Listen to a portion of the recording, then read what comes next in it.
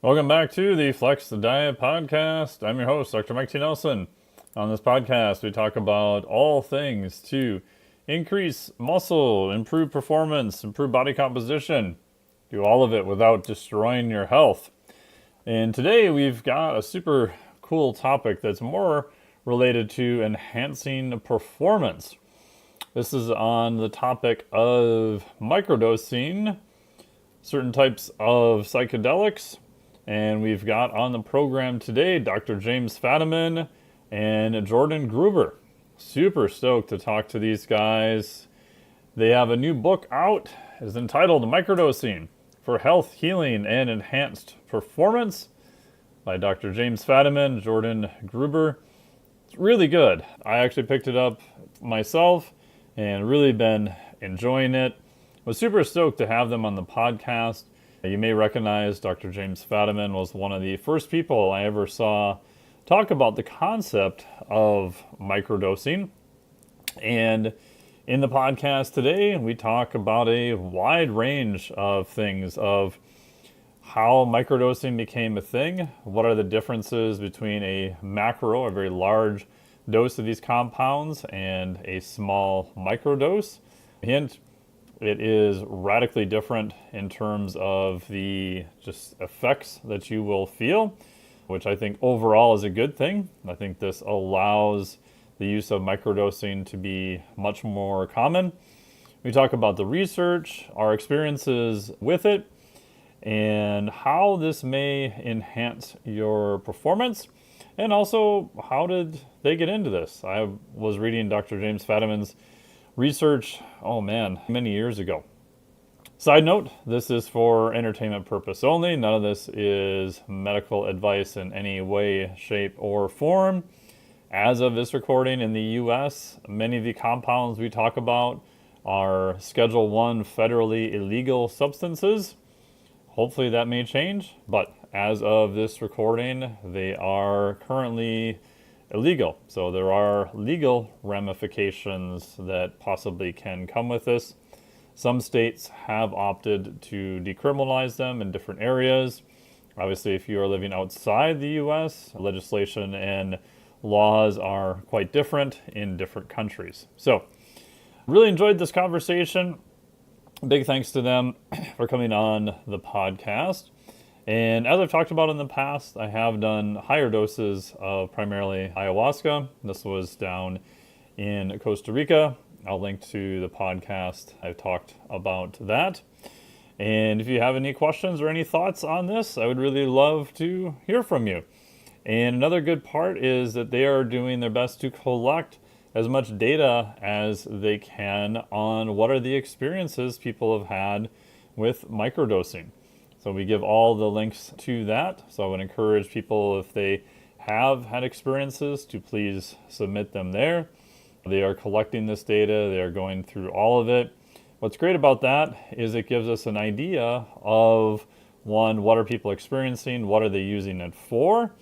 And this can then also be used to inform more formal research. So there is a ton more research now going on in the use of psychedelics, both on a macro and a microdosing schedule, which is really great to see. So enjoy this podcast with Dr. James Fadiman and Jordan Gruber. Thank you guys both for being here on the podcast. I really appreciate it. Our pleasure. We're glad to be here. Yes, thank you. And I have your new book here, Microdosing for Health and Healing and Enhanced Performance, which is great. And I guess the first question for you, Dr. Fadiman, is for people, hopefully most people listening to this podcast have heard of you, but you've been looking at, we'll start with the macro doses of psychedelics for quite some time, measured in decades. How did you first end up being interested in that? Because I always feel like there's usually a fascinating story. For high-dose psychedelics, I was a year out of college. I was living in Paris, and my favorite professor, Richard Alpert, who became Ram Dass, was Yep. passing through and said he wanted to hang out with me, and I was honored. He said, "Greatest thing in the world has happened to me," and I was waiting for a great story. And instead, he reaches in his pocket and comes out with a little bottle and puts a pill on the table. And I am so straight in those days, I don't drink coffee. Mm. And I look at the pill and I look at him, and he's feeling and seeming to be healthier and better than I've ever seen him. So I took the pill. And Aha. my life unfolded in different ways after that. It was what would we now call a moderate dose of psilocybin, and it shifted my capacity to have unusual thoughts. And some weeks later, I was a graduate student at Stanford and worked with another group outside of Stanford and took a very high dose of psychedelics, which totally rearranged my beliefs in things like birth, death, time, space, and a few other variables. Flash forward 40, 50 years, and I get interested in microdosing. How's that? Yeah. No, that's great. And any experiences you wanted to share, Jordan, or how did you become interested in this field? Oh, it started back in college. I had an interest in human potential, and I've been through everything from the neo-pagan movement to men's movement to New Age seminars to the occult. And psychedelics was always part of the way. And I met a fellow in Pennsylvania who was not a guru, but a very advanced user. And it's just been part of my life ever since. And then I met Jim in 1990 at a conference, and we became friends. And that's how we get to be here today. Awesome. And how did you guys get interested in microdosing? The first time I ever heard of this was, I think, it was probably an ebook, or maybe it was even published originally as a pamphlet that Dr. Fadiman had put out years ago. And that was before I had any even a macrodose experience. And I was kind of like, I don't know. It just seems like another interesting way to do psychedelics. I didn't really understand it. And then I talked about this in the podcast, having done a high dose of ayahuasca.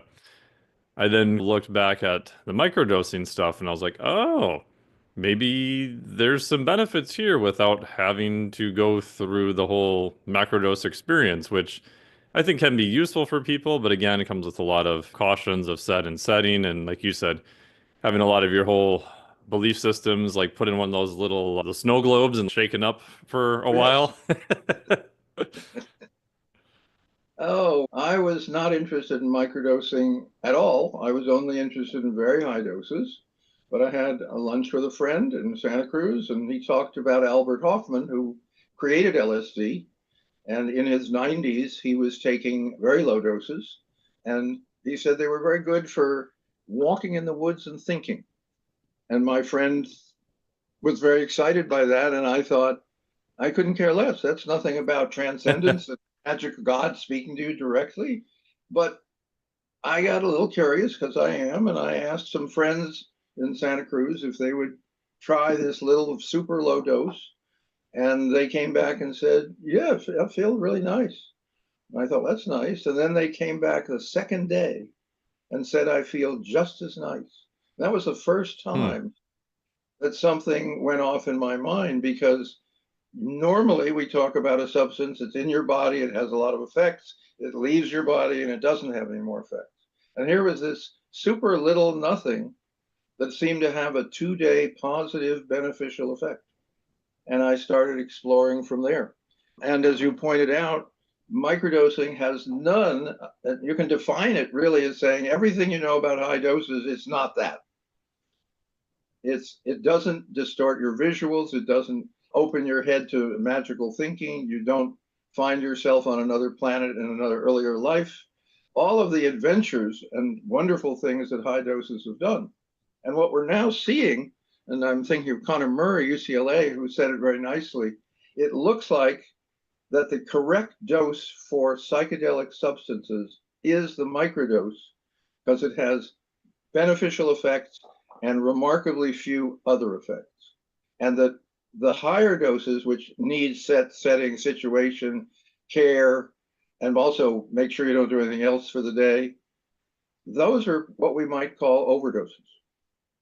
And if you think that way, a lot of things come into play, it makes sense, including a lot of the indigenous work. So we're rediscovering the ordinary. It's the same reason that you have 1 cup of coffee. Nobody says, I wonder what it's like if you have 15 cups of coffee. Someone would say, that's too much. That's an overdose. That's a different realm. But what if we only knew 15 cups of coffee and there are these people walking around having 1 cup and having better days? So that's the model that we're seeing. And we're seeing it in so many places by so many people. Yeah, a nice one-word phrase to sum it up is less is enough.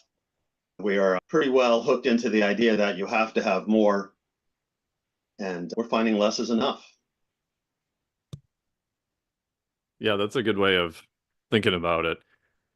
And I'm also just thinking, mechanistically, you mentioned that they felt better after day 2 Yeah. when there isn't really anything left of the substance in their body, which is fascinating. What it says is the body is making use of what it has just taken in. It's not a symptom that's being suppressed. Most medications, let's face it, suppress a symptom, which is why as soon as it leaves the body, the symptom comes back and you need another one. Things that improve your overall health, you don't need as much because your body takes over and takes advantage of the improvement.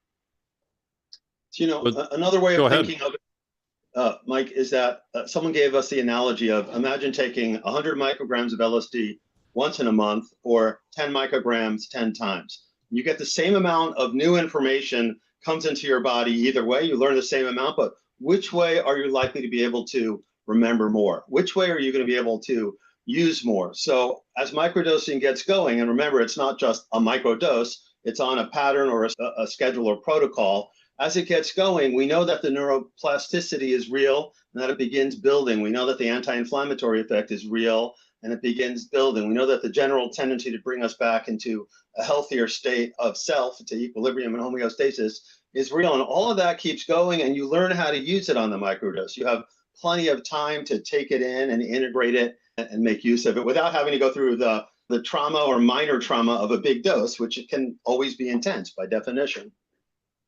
So it's much more of, this may be an oversimplification, but like thinking of it from a health perspective, like people who take fish oil or creatine for sports performance and even cognitive function now, not the standard typical pharmaceutical model, which we tend to think about because, like you said, you're not suppressing symptoms, you're actually trying to get to more of the, in little air quotes, root cause to adjust the health of the body, just like exercise or these other things we do that we know have an acute effect, but that acute effect can be drastically compounded over time by going to the gym, doing exercise, lifting, things of that nature. Yeah, and nobody says, gee, if going to the gym for an hour is good for you, I think I'll go for 8 hours tomorrow Yeah. because that'll be better. Okay, that's an overdose. So we know the body lets you know when you've done enough to improve it. And it also suggests that if you keep going, you then stop that level of improvement. What do you have as a formal definition? Because I've heard you say that the definition of it being sub-perceptual isn't 100% accurate. I admit it was a word I used, and I will go down in infamy for it. Because people do notice. People notice that they feel better. People notice their symptoms are less. They notice they have less pain. They notice their migraines are abating. It's very noticeable. What it isn't is anything classic psychedelic. The definition of microdosing is everything you know about high doses, that's not it. And literally, there's very limited physiologically measurable change with a microdose, except that the mood goes up. And there's some other external factors that you can check with. Do you have any qualms about having your regular day or anything that's going to come up in it? If you do, it's too much. Is anybody else going to know that you're on something? If you do, it's too much. And of course, if you're feeling at all high or inebriated, or you're having any visual distortions or major kinds of thinking you don't normally do, all that means it's not a microdose anymore. So it's self-limiting, which is if you feel a little bit what is called high, that's too much. And that kind of lets you know, just as if you drink, you usually know when you've had enough, and sometimes you know enough also to stop. The refrigerator's talking to me, I did too much. Exactly.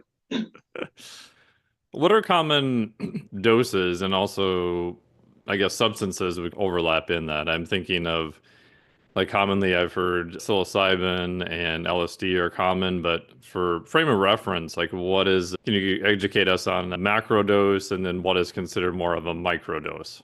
Let's talk about LSD, and we're talking about micrograms, which are millionths of a gram. Yeah. Okay? A microdose is about 5 to 12 micrograms.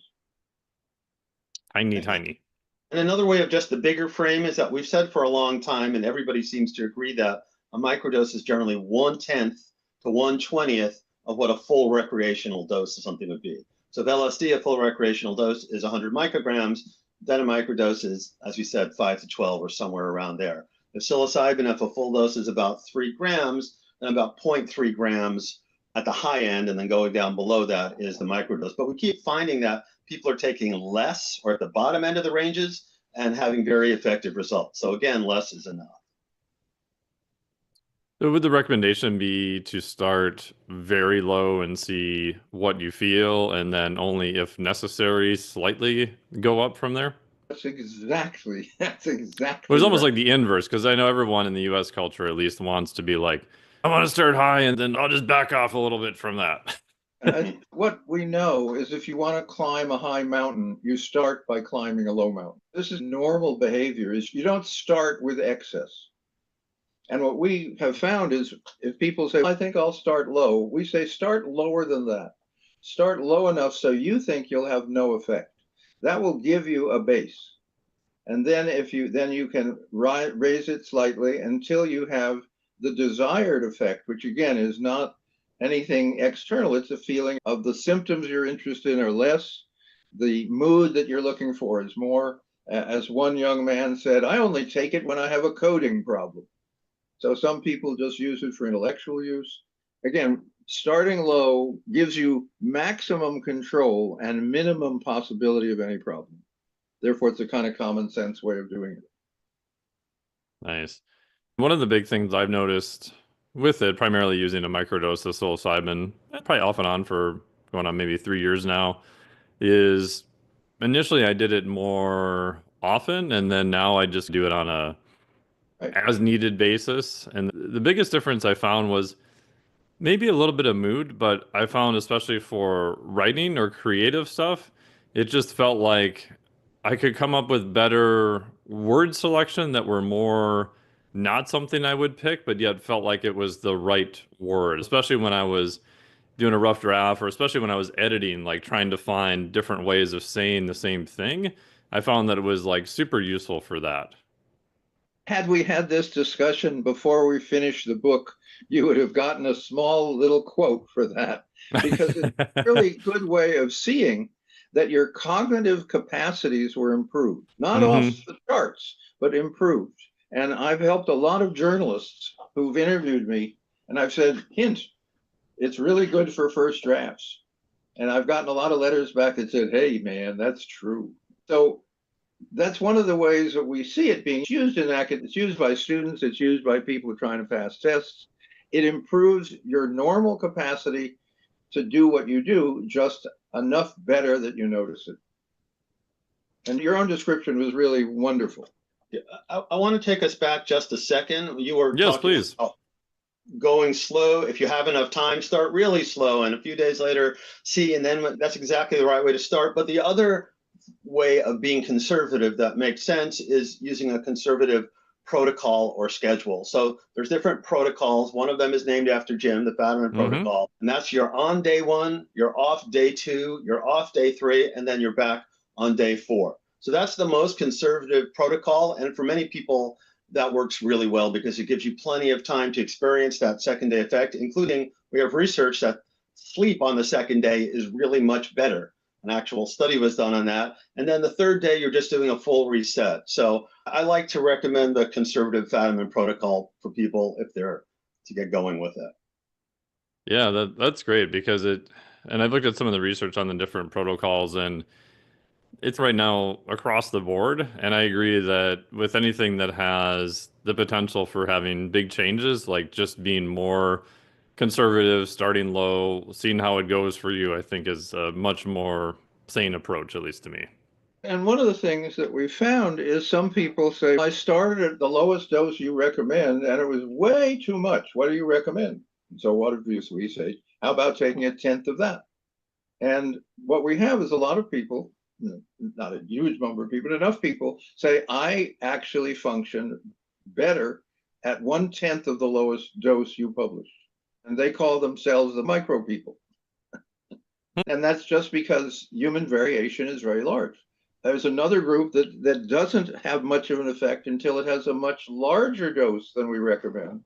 And these are usually people with high functioning autism. And they say, hey, man, I took what you recommended, nothing, but then I took 3 times as much and I have the exact range of effect that you write about. So we're still learning. And Interesting. one of the interesting things is when you think about somebody just taking just 1 microgram, are there people, and the answer is 1 microgram has 1.54 quadrillion molecules of LSD in it, and the body has 30 or 40 trillion cells. So even 1 microgram, there's plenty of substance to have an effect on people who are open to that. Yeah. Do we have any idea how much of that is more on the physiology side? Like we talked initially off air about caffeine. People have different slow versus fast metabolizers of caffeine. Do we think it's more on the physiologic side, or is it also some people are just maybe more, I don't know if perceptive is a word, or maybe sensitive to notice change compared to others? Perceptive and sensitive are measures of physiological capacity. Yeah. One of my daughters is very sensitive to noise. So when things are at an average volume, they're very loud for her. There's nothing right or wrong about that. There's also people who run ultra marathons, and then there's people like me. That's a wide range. Okay. And by the way, ultra marathoners have all discovered microdosing. Yeah, that was one of my questions. It lowers pain. Ben Greenfield told us that the word was out in that community. The other day I was in a podcast by a native shaman, and she told me that among her people, little bits of peyote for long running has been long known about. Yeah, let's talk about that. Do you think that is some analgesic effect? Do you think it's just putting people in a different headspace, combination of all the above? It's very hard to separate headspace from body space. Oh, definitely. There is this thing isn't separate. Right. It's only separate in academic departments where they each have their own chair. So what we get from athletes, and ultramarathoners just happens to be what we're most delighted. It's a very interesting group. But what athletes point out is they have greater endurance. And in things like martial arts, they say, I can see the other person's move 1/10 of a second sooner. And as one of our favorite guys said, I used to get silvers. Now I microdose, I get golds. And he says, isn't it I'm much better? I'm very much better in ways that count, and they're very small. So, of course, it's the mind. If you think you're going to have a good time, the chances of having a good time just went up. And you can say at the end of the evening, I thought I'd have a good time, and it was horrible because you were paying attention. Intention is important. It's not magic.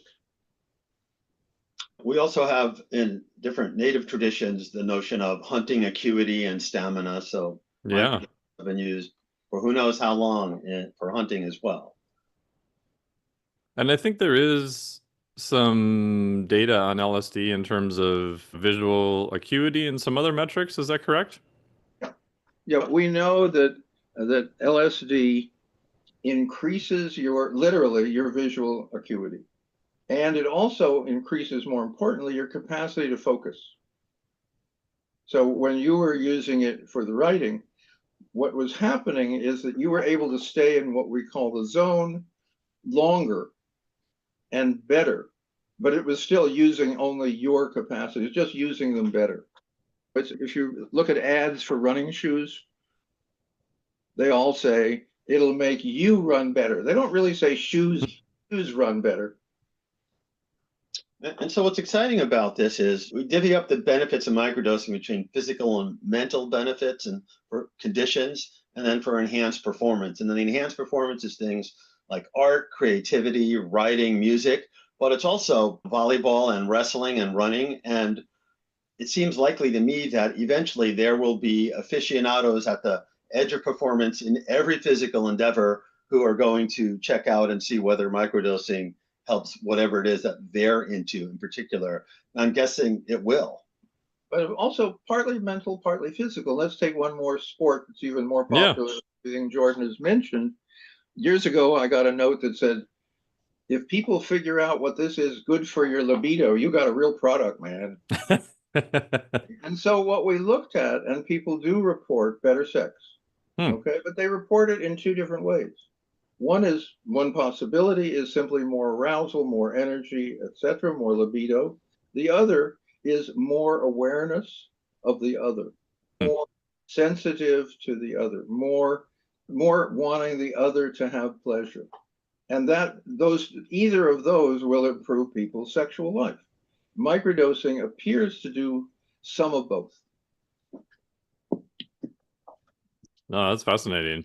And I have used some microdosing before kiteboarding sessions. So you've got like this big parachute thing, you're attached to some lines, and if you do it correctly, it'll lift you up in the air and you can kind of fly through the air and hopefully land nice and soft. Or if you screw it up, you get dropped out of the sky like a sack of potatoes and it doesn't really end so well.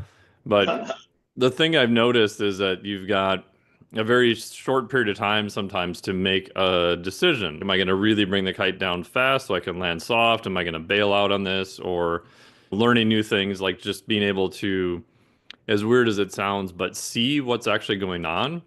It just feels like to me I have those couple more super brief half a second of being able to see and feel where everything is more accurately. Again, it's not I'd say a massive difference, but it feels like I'm able to make better decisions based off of better information coming in at that time. I mean, we're supposed to be giving you answers, but you're doing better than we are. But what you're saying is it's the decision. You're better at what you're doing. Correct. Okay. And it isn't one of these things where, gee, I've never done that. I'll microdose and I'll really be good at it. No, not at all. It's not magical. It simply says your system is designed to work well. It's capable of working better. Microdosing apparently improves the system at the level that you're reporting, and it also improves the system, say, for people with migraines. What we find with people with migraines, chronic migraines, is they still will get migraines, but maybe 1/20th as much. And that's a magnificent difference. So yeah, that's a huge difference. The body somehow able to prevent the migraines, and it wasn't able to do it before. And cluster headaches too. Yeah, there's been some interesting research on that too, related to psilocybin and cluster headaches for sure. Just going back for a second to the kiteboard, it sounds to me like you're having minor experiences of flow and you're in a different part of who you are. So this is the previous book that Jim and I wrote together. Yeah. And another way of looking at microdosing is that it tones down the default mode network. So you're not in the normal part of who you are. Another way of thinking about it is there's more entropy going on in the brain. And you're able to just see and move into a different part of who you are. Maybe one that is in more flow, or maybe one that's going to be nicer to your partner. And you can work with being in the right mind at the right time more directly. And you're just more aware of yourselves and the selves or parts or sub-personalities of the people you're with.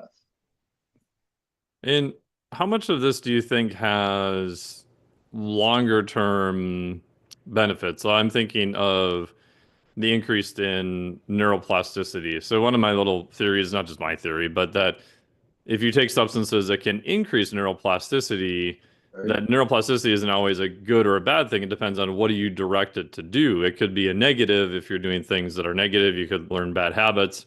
I equate it to if I took up golf, which I've quit playing golf just because I was making myself worse at it. So I said, okay, if I ever decide to play golf, I'm going to hire a coach. I'm going to learn how to do it. But if I took something to increase neuroplasticity, didn't work with a coach, I would just be getting bad habits faster. But if I worked with a coach and I learned the right technique, in theory, I could be getting better faster. Do you think some of this is related to microdosing and neuroplasticity? That's a wonderful question. And it's, will this make me a more successful pickpocket?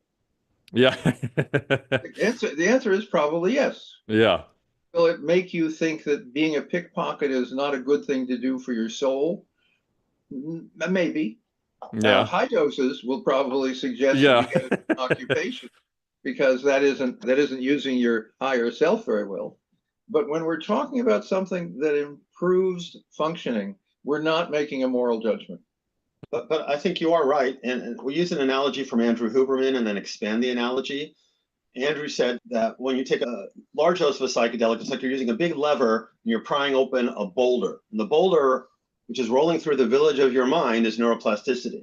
So you can direct that to plow a field or to go over a tent where the children are in school. So you have to be really careful where you put that. With microdosing, it's much smaller levers and it's just a little rock of neuroplasticity rolling through the village of your mind every 3 days. So I think the answer is you can see it and learn to work with it and learn to move into the part of you that is aware that you're in the state on day one and you're still feeling it on day two. And I think that it can be something that you can learn to direct and that you should. Now, I'm going to pull back a little from my no moral position because Paul Stamets has a very simple sentence. People who use mushrooms are nicer. Now, I've been in the psychedelic world for decades, and I've also been an industrial consultant and a management consultant, a lot of other things. I've dealt with a lot of other groups. People who have had psychedelic experience are likely to be easier and more flexible about things that need changing. They're less attached to their belief system because they've seen that their belief system is not made of iron, it's made of thoughts, and thoughts can be changed and improved. It has that kind of, if we believe that being kinder to people is beneficial for the species, let alone the planet, microdosing is more in that direction.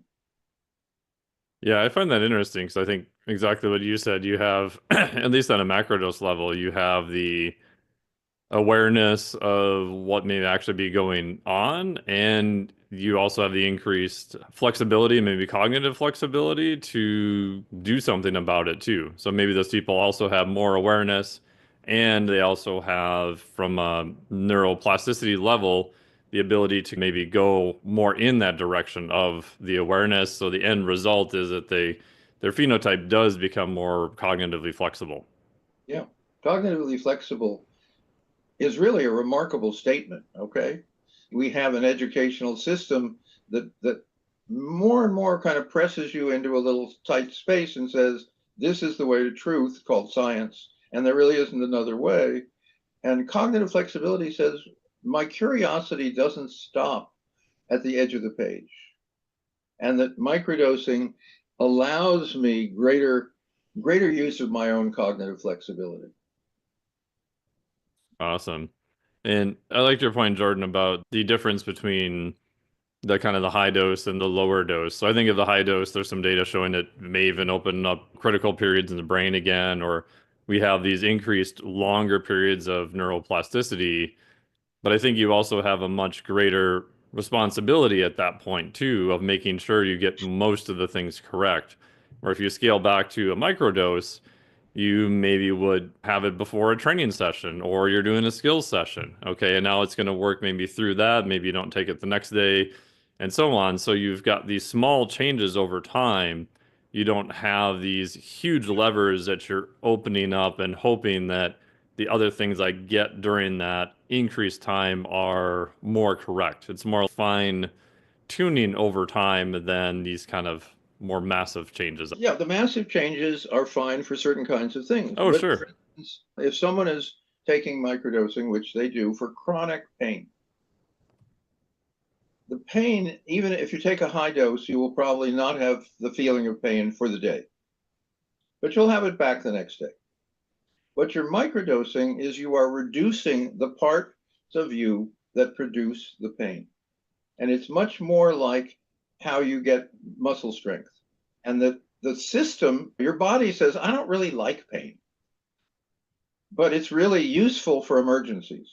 Well, Yeah, I have usually gets you to do pain something and different. there's no emergency, and my system isn't quite capable of handling it. But for some reason, microdose ups the capacity of the whole system. And we see pain literally diminishing over time. And once it's diminished, then one doesn't keep microdosing. So it's really important to keep in mind the difference between pharmaceuticals and microdosing. Pharmaceuticals are designed to handle one specific symptom, and they'll do it however they have to do it. And whatever the quote unquote side effects are that happen, that's how it goes down. With microdosing, you're enhancing the whole system, the whole body. We've mentioned some of the ways we think that's happening. There may be others, like maybe mitochondrial function, but it's naturally working. So an example is with serotonin, microdoses bond with the serotonin receptors as an agonist and make them healthier. With SSRIs, you're really putting like a wrench in the system that prevents the serotonin that's already been used from going up. And of course, there's going to be a lot of symptoms from negative side effects from that. So it's a very different approach. And this is why earlier we heard from a few people, including David Nutt, he was the drug czar of England, that he was suspicious when he saw that there were claims for microdosing helping 15 different things. Now we're up to 45 or 50 different things. But again, that's because it's not being addressed at one specific symptom. It's a whole body enhancer, and it seems to work in lots of different ways. Yeah, nobody accuses a vitamin of only curing one symptom. Yeah, or exercise or sleep or... Exactly. So we're finding that microdosing is better described in that group. And that pharmaceuticals, which are symptom specific or organ specific or diagnosis specific, are different any more than no one says, should I have this operation to take this tumor out of my elbow or should I microdose? Okay, that's a silly question because these are very different ways of approaching the problem. If I have this tumor taken out, how can I accelerate my healing? Microdosing seems to be a good addition to whatever else you're doing. From a research standpoint, I know there's a lot more ongoing research now on microdosing. There's a bunch more stuff coming out this year and next year. It's not published yet. But it also seems to me that it solves one of the bigger issues, at least in macrodose psychedelic research, is the argument about blinding procedures and what do you use do you use a sham group? Do you use a placebo group? What do you do? One researcher was quoted that even psychedelic naive people are not going to mistake a high dose psilocybin experience for niacin, for example. So there definitely is a blinding issue, but it seems like with microdosing, you might be able to get around that a little bit more. And then do they ever ask people at the end, do they think they were in the active versus placebo group? They always ask. Yeah. Okay, and guess what? They can tell. Mostly. Yeah, that's what I've seen too. Mostly because it's the wrong tool. There's nothing wrong with a double-blind study used for what it's used for. Yep. But imagine, here's a double-blind study, okay? I want to check if people will react negatively to being hit over the head with a 2x4. Okay, we don't know. Could be they like it. We don't know. Okay, how am I going to blind? I'm going to do a double blind. Okay, I'm going to take a foam bat and I'll make it look like a 2x4. I'll paint it correctly. And I'm going to hit people over the head with either the foam or the 2x4. And I'm going to be astounded that they broke the blind. Okay, because it's obviously that's a stupid study because we all know in advance exactly that people can tell the difference. Double blinds were designed to check if the substance was as good as the other substance. Right. And a lot of pharmaceutical companies figured that's a terrible test because our version of whatever it is very much like theirs. But if we make theirs, we'll eliminate them. How about a placebo? How about nothing? So all now we're checking is our substance better than nothing? It's an easier one. What we have a different notion, which is real life evidence is what you end up with if you care about anything. You don't care about what the science says. You said, what does it happen in the real life people? So our book is based on about 10,000 reports from real life people in real life situations. With a medication, you don't care what the company tells you. It only is true if your physician says, you know, I think maybe one of these would help. It's new. Let me know how it feels. That's the science that matters. The fact that we all, the double blinds, are worshipped It's a historical problem and not one that it's simply the wrong tool. There's nothing wrong with it. But as someone said, if the only tool you have is a hammer, every problem is a nail. And we have other tools. Yeah, I think to me, I look at it as I think a lot of times there's a rush in academia to study mechanisms and publish novel mechanisms because they're sexy and they can get published. And 100% there's a time and a place. We should understand how stuff works.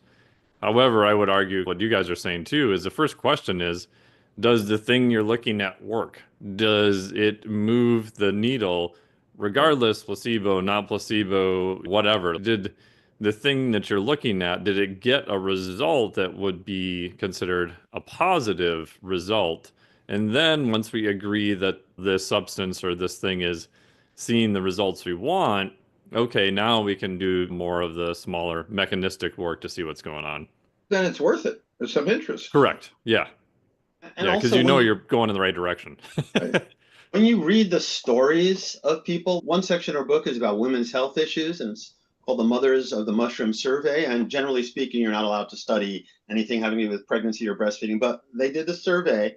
And when you read these stories and get the depth of the profound changes that happened in these women and how grateful they were, reading stories like that produces a knowledge of what happened that really transcends whatever type of study you're going to do. Yeah, and so tell us about the data capture. You guys have been doing this for quite a while, and you've got accumulated a lot of data. Yeah. If you read scientific studies, and I don't recommend anyone should have to do that, 10, 12, 20 people, that's quite ordinary. 50 people is considered a big study. 200 is considered largest study ever done. And we're looking at thousands of reports from about 80 countries. This is a worldwide interest. And we also now and then say to people in indigenous cultures, how long do you feel, how much is this part of your culture? They say, the first 1,000 years we can probably count. So when someone says, has this had a double blind yet? I said, how about 1,000 years of use? Would that be maybe an equivalent? And then they usually don't like me and walk away. We do look at most of the science that's been done on microdosing has been done since we started writing the book. We do our best to incorporate all of the science we can. And when science comes out that we know is incorrect, we're willing to take a stand on that. And so we're very much aware, and Jim is very much in a web of everyone who's doing everything. And so the book does, and we wait until the last second to keep putting new things in. Oh, sure.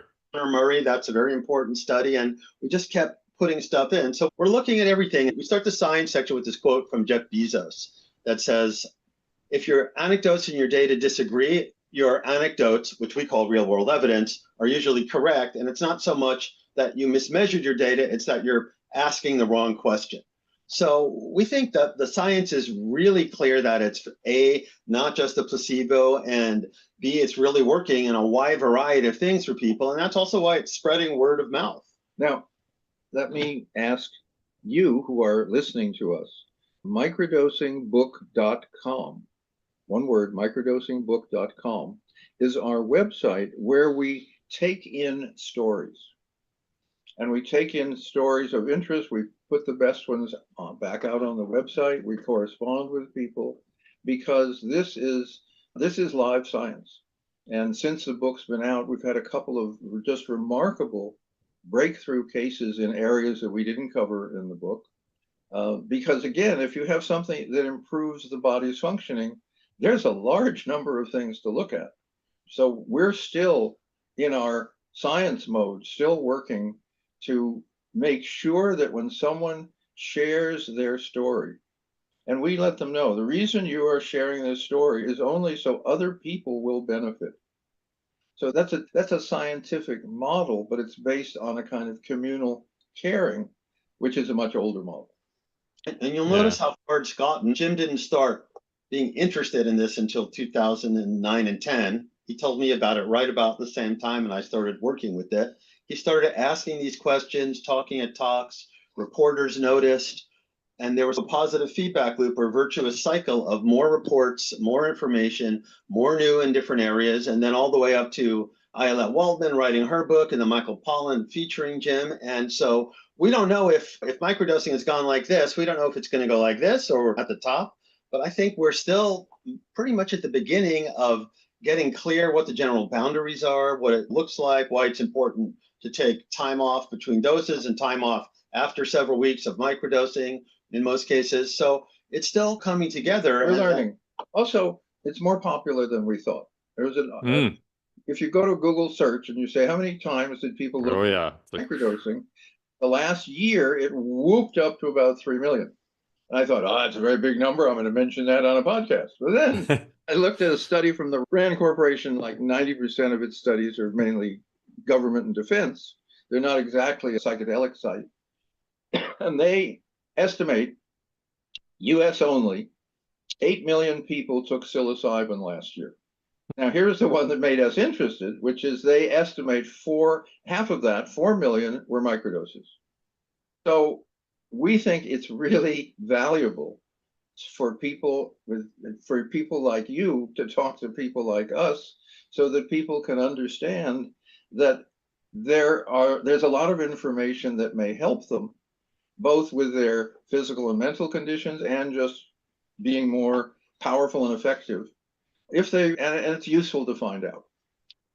And you think of certain groups who could benefit. We've been talking to younger women, some of whom have hormonal issues that microdosing seems to work with pretty well, some of whom have depression issues. And when you think of the high reward to risk ratio, the great safety of microdosing, how inexpensive it is, in some pictures, it could handle a lot of the depression and the ADHD and the other things that are out there in the world in a way that has very little risk and is much less expensive than how we go about it now.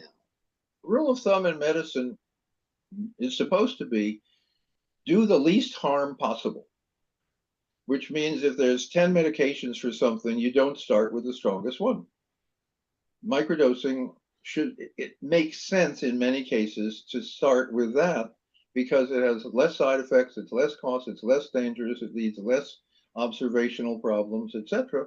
And the book basically covers a wide enough range of results so that people are beginning to see that it's not about the symptom or the disease or the physical or mental condition. It's about, it is, as you pointed out, it's more like sleep, it's more like exercise. And we all know you can mess up sleep, you can certainly mess up exercise. Nothing is without possible negative effects, but the risk-reward ratio is one worth looking at. Yeah. What are some of the potential risks in general? Most of the ones I've seen are associated with higher doses that can be sometimes resolved with people watching what you're doing, set and setting, etc. I know there was some concerns about psilocybin and some cardiac risks, but there's some debate about that paper. But any thoughts about what are some of the risks associated with it? There's a paper, recent research, I think, out of Poland, and they just did one of these computer-generated, let's look at everything possible that could be looked at. And they said there are several symptoms. There's some headaches, there's some nausea, tinnitus. We will talk about tinnitus, which is its own little world. But they said all of the ones that we can see from all the literature that's currently been published is they're transient and have no after effects. Now, there's very few substances you can say that about. Yeah, definitely. Okay? But again, we're talking about small amounts of a small substance. The only thing that we've noticed is people who have tinnitus ringing in their ears. A number of them say, when I microdose, it's worse. And that's people who have tinnitus. And some people who say, I have never had tinnitus before, but I'm now microdosing. There is some tinnitus. Again, what we found in pretty much every case, it goes away when the microdosing goes away. People with tinnitus, on the whole, say, I still have my tinnitus. Some people say, actually, it alleviated my tinnitus. I've never heard before the world without my ringing. And other people basically say that it didn't matter. They had it for a while and it went away. So there are a couple of things, but nothing serious enough that you put it in bold on the side of the pill bottle.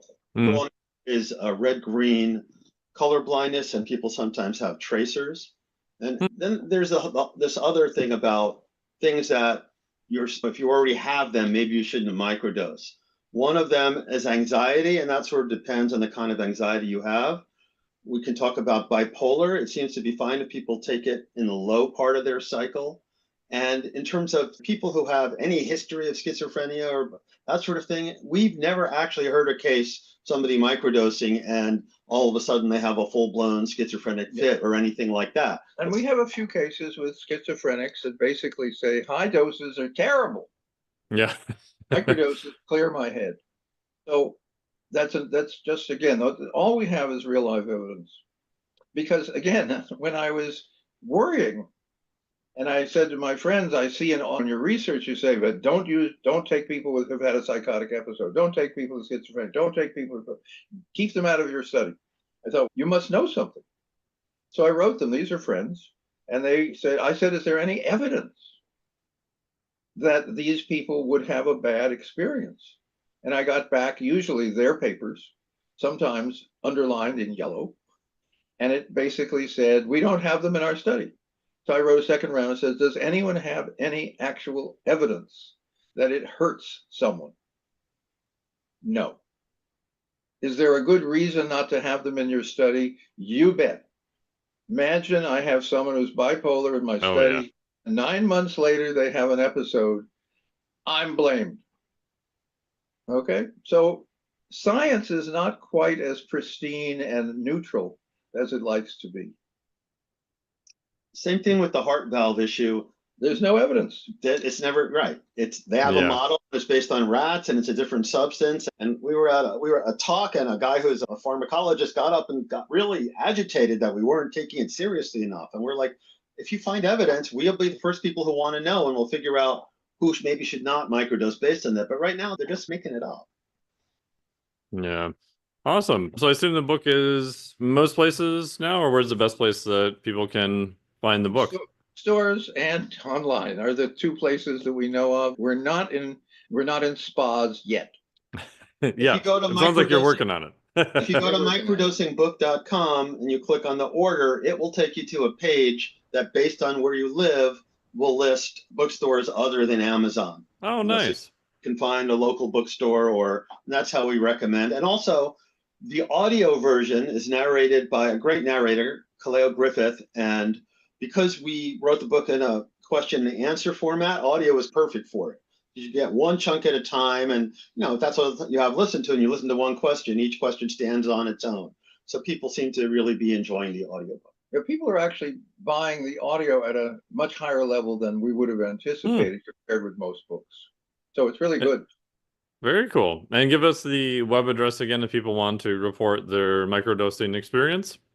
Sure. It's Microdosing Book. One word, microdosingbook.com. It's very easy to find, and it's easy to find where to, and anything anybody posts, it will always be anonymous coming back out from us. You can leave your name if you want, but we will never attach anybody's name to anything we put out there because that protects everybody.